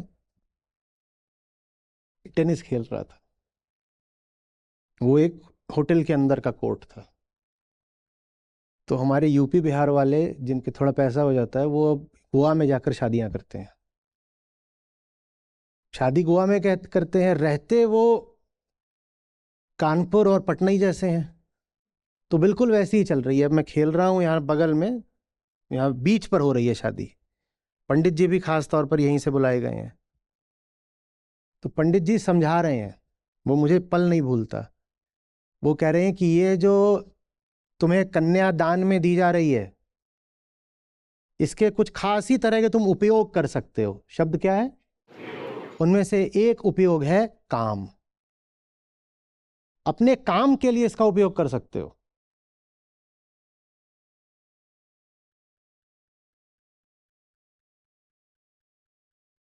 और कन्या अघाई जा रही हैं, I just having a destination wedding in Goa, you know I go Goa.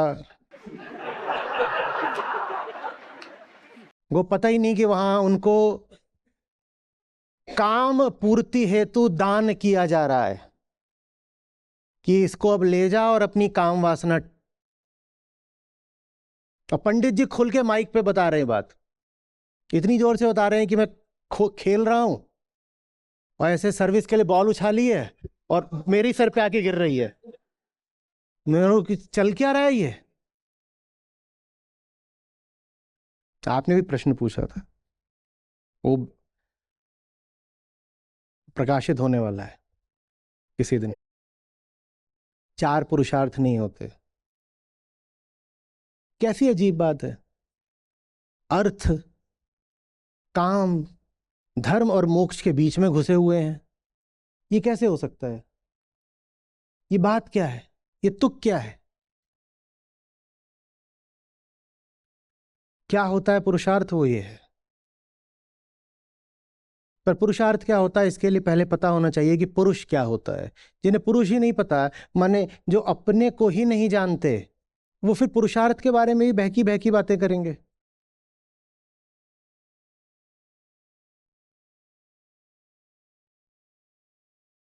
अर्थ माने लाभ, पुरुष माने चेतना। चेतना के लिए एक ही लाभ की बात है, वहां जाकर ना बैठ जाए जहां को दे उठाए।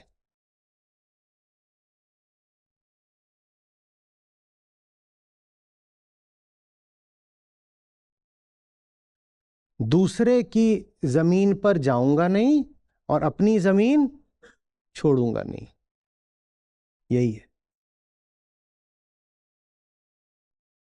नमस्ते सर।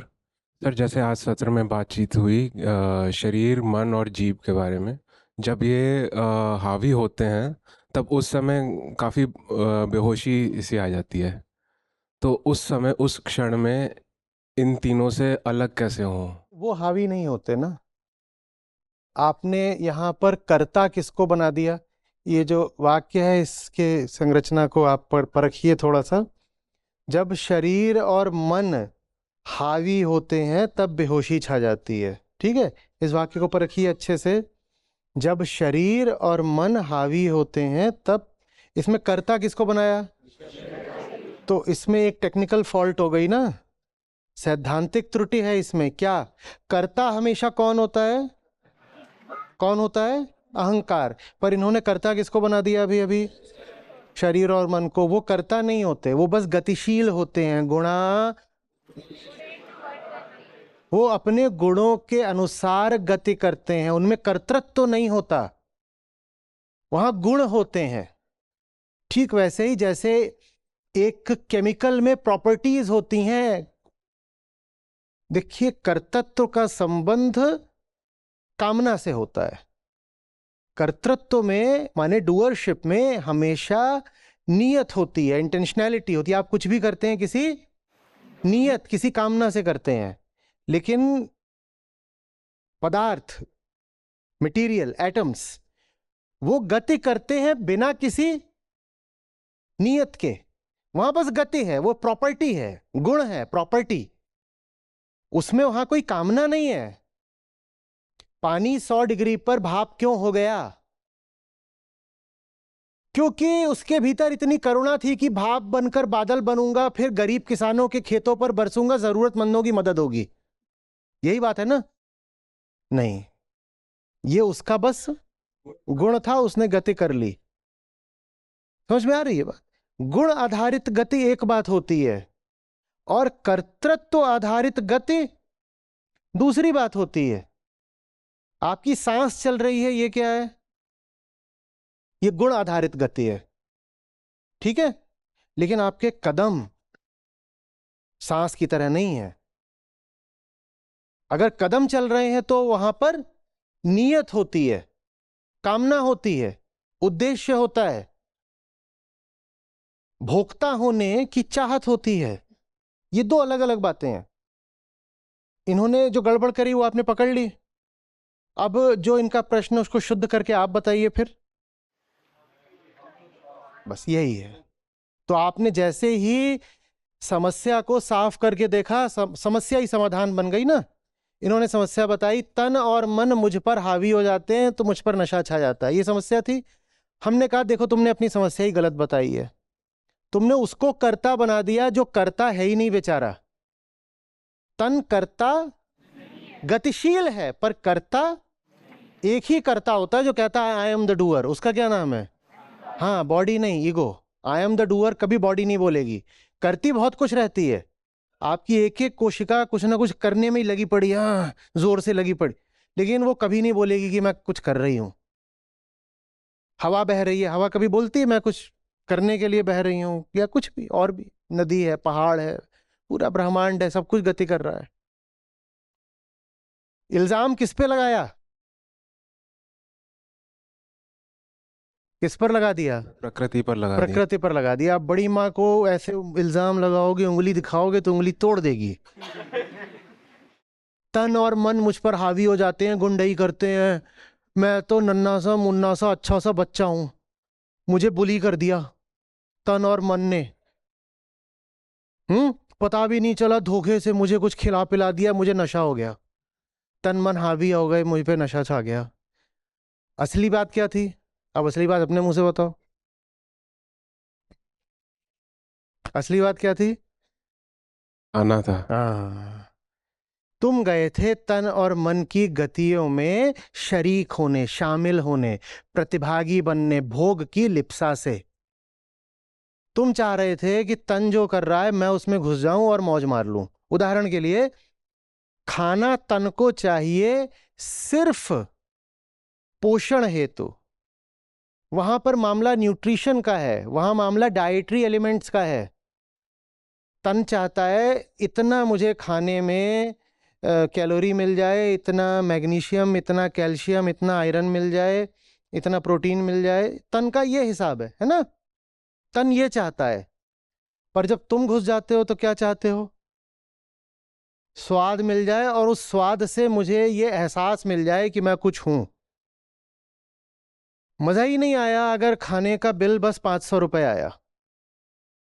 खासकर अगर किसी को साथ ले गए थे खिलाने के लिए, 2 लोगों ने खाया और बिल आया बस 800 ही रुपए, तो इज्जत गिर गई। वही खाना अगर बिल दोगे 5,000 रुपए, तो फिर अहंकार को लगेगा कि पोषण मिला। वो पोषण शरीर को नहीं मिला था, किसको मिला? दोनों की गति में अंतर समझ में आ रहा है? शरीर भी गति करता है, शरीर भी कहेगा भूख लगी है, तो उसको भूख लगी है भाई, उसको कैलोरी चाहिए क्योंकि उसको खर्च करना है। और अहंकार जब कहता है कि खाना चाहिए, या कैसे समझो, ये ज्यादा अच्छा उदाहरण है। अगर शरीर ने खाना ठुकराया, उल्टी कर दी, ये शरीर ने खाना ठुकराया, तो क्या हुआ होगा ये बताओ? और अगर आपने खाना ठुकराया, हप, हटा दो मेज से, प्लेट फोड़ दूंगा, तो क्या हुआ होगा अब ये बताओ? शरीर ने खाना ठुकराया। कैसे शरीर ठुकराएगा? या तो ऐसे कि क्या दिया यार, बदबू आ रही है, ये शरीर ने ठुकराया है, ठीक है, उसमें फंगस लग गई है, तो शरीर ठुकरा देगा खुद ही। या कि आपने खा लिया जबरदस्ती, तो फिर तो भी शरीर ठुकरा सकता है। कैसे ठुकराएगा? आप खा लोगे, वो उलट देगा। शरीर ने ठुकराया होगा तो क्या हुआ होगा? क्या क्या वजह होगी? गुणों के विरुद्ध है। गुण विरुद्ध कुछ खा लिया आपने, कुछ ऐसा खा लिया जो गुण विरुद्ध था, तो ठीक। इसकी भी अपनी कुछ गतियां हैं, गुण हैं, और उस भोजन की भी थी। दोनों में तालमेल नहीं बैठा, असंगति हो गई, तो शरीर ने उसको। और अगर आपने ये किया तो इसकी क्या वजह होगी ज्यादा? कुछ नहीं, सुबह सुबह बहुत बन रही थी कि मैं भी जाऊंगी और वो काम करूंगी और वो आचार्य का सत्र सुनने जाऊंगी। अच्छा, बहुत बन रही थी, लेके आ, दोपहर में खाना लेके आएगी, तेरा बनाया खाना फेंक दूंगा। बोल रही थी मैं जितने दिन चली जाऊंगी उस दिन कोई और खाना बना देगा, तो मैं कहूंगा कोई और क्या बना देगा, मुझे तेरे ही बनाना खाना नहीं चाहिए। समझती क्या अपने आप को? तेरे बिना काम नहीं चलेगा, जा अपने आचार्य के। ये एक में गुण है और एक में अहंकार है। एक में गुण है जो ठुकरा रहा है, और एक में पहला ठुकराव शुभ है। आपने कुछ खाया, शरीर ने उसको तत्काल नकार दिया, अच्छी बात हुई है। किसके लिए अच्छी बात हुई है? लेकिन कोई भी गति जो अहंकार द्वारा की जाएगी वो गड़बड़ होगी। ये अहंकार ने करी है गति, और वो भी जब ऐसे किया जाता है ना, तो यही कहा जाता है दाल में नमक कम है या दाल में पानी ज्यादा है। झूठ बोला जाता है कि करा मैंने नहीं है, दोष। ठीक वैसे जैसे यहां दोष किसको दिया जा रहा है? तन और मन को दोष दिया जा रहा है। ये आगे चढ़ जाते हैं, ये आगे नहीं चढ़ जाते हैं। तुम वहां पर अपना कोई स्वार्थ लगाने घुस जाते हो, जैसे भोजन में तुम अपना स्वार्थ लगाने घुस जाते हो। सीधा साधा खाना है, उसमें तुम कितने अर्थ भर देते हो, ये ऐसा है, ये ऐसा है, ये ऐसा है। इतनी सी पहली रोटी में से इतना टुकड़ा अलग करके यहां रख दो, ये पितरों को मिल जाएगा। इधर उधर के जितने बैक्टीरिया हैं वो सब देख के कह रहे होंगे डूड, दैट्स फॉर मी। क्योंकि जाएगा तो वही जो तुमने ऐसे रख दिया है। तो माने बैक्टीरिया कोई पितर बना हुआ रहा। अच्छी घोषणा है अपने जीवाणु होने की।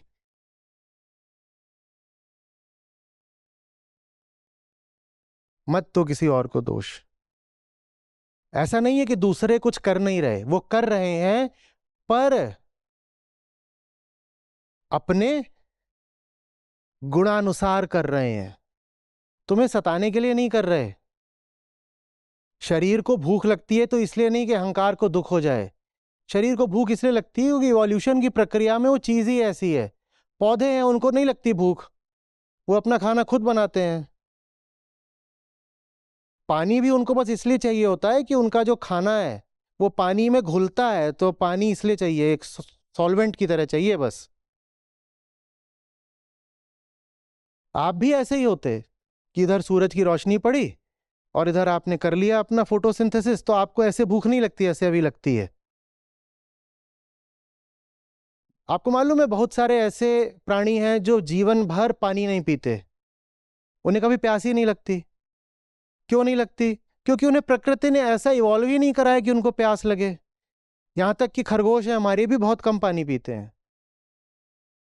इनकी जो हाइड्रेशन की, मॉइस्चर की जितनी नीड है वो ये जो खाते हैं, हाँ गोभी का पत्ता, घास, यही खाते हैं ये लोग, उतने से इनका सब पूरा हो जाता है। बहुत कम होगा कि इनको पानी दो तो ये जब बहुत गर्मी हो जाएगी सिर्फ तभी जाके थोड़ा पानी पियेंगे, नहीं तो नहीं पीते। वो क्या है, जला त्यागी हैं, और बहुत सात्विक हैं। देखो मांस नहीं खाते, क्या बोले सात्विक वगैरह बोले, उनको क्या बोले? कुछ नहीं, अपने गुणों के अनुसार व्यवहार कर रहे हैं, ना अच्छा है ना बुरा है भाई, न इस बात का उनको दोष न श्रेय। करने दो उन्हें उनका काम। आपका भी शरीर है, वो अपना काम करता है, आप काहे के लिए उसमें घुस रहे हो? समझ में आ रही है बात?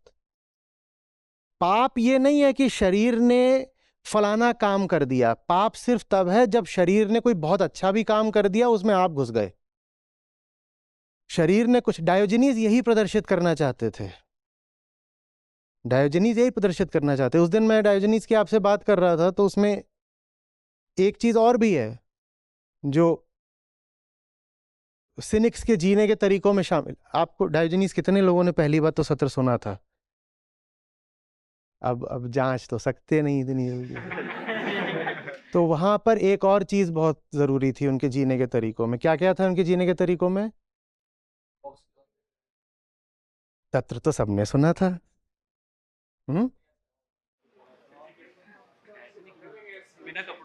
फ्रीडम को केंद्रीय वर्च्यू मानना, पहली बात, ठीक है।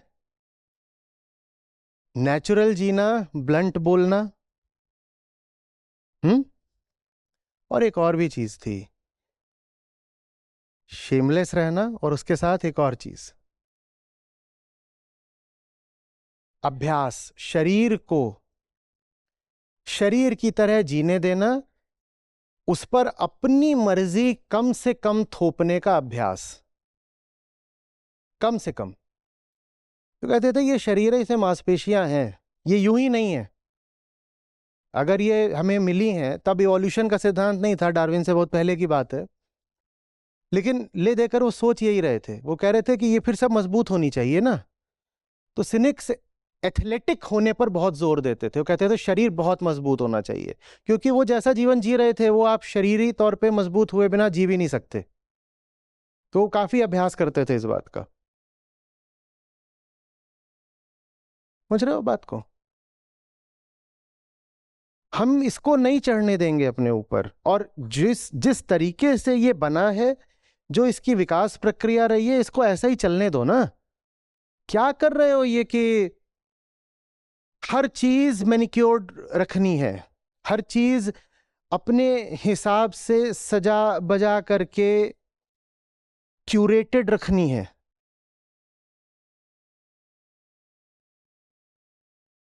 उसकी गति है, और कुछ ऐसा है जो शरीर के पास नहीं है। वो क्या है? चेतना। वो मेरा काम है ना, मुझे मेरा धंधा संभालने दो भाई। मेरा धंधा क्या है? चेतना। शरीर अपना काम जानता है, और मस्तिष्क भी किसका हिस्सा है? सिर्फ हाथ पांव पेट नहीं है शरीर, मस्तिष्क भी शरीर में आता है। तो शरीर की गतियों को ठीक ठाक करने के लिए ये भी तो बैठा है ना। इसके पास बुद्धि भी है, स्मृति भी है, ये कर लेगा फैसला शरीर को कैसे चलाना है। मैं चेतना हूं, मुझे ध्यान में जीने दो। मैं चेतना हूं, मुझे ध्यान, मुझे मेरा काम करने दो, शरीर अपना काम करे, अलग बैठो, अपना काम करो।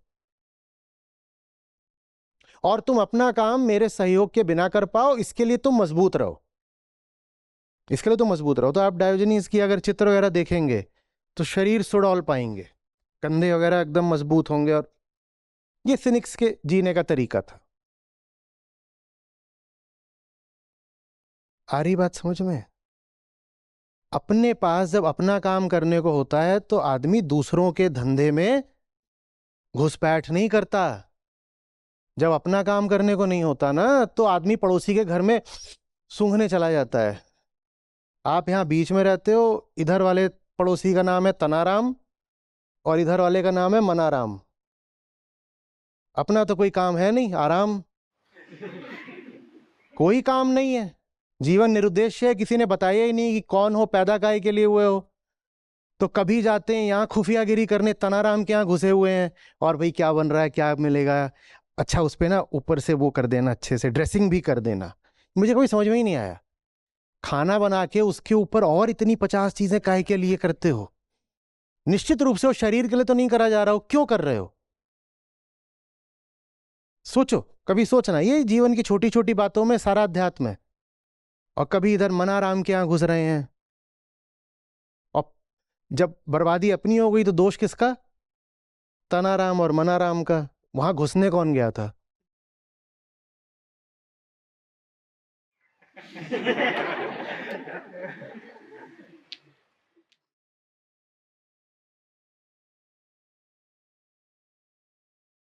अब अब तो कुछ नहीं। तो ठीक है, बैठिए। Thank you sir.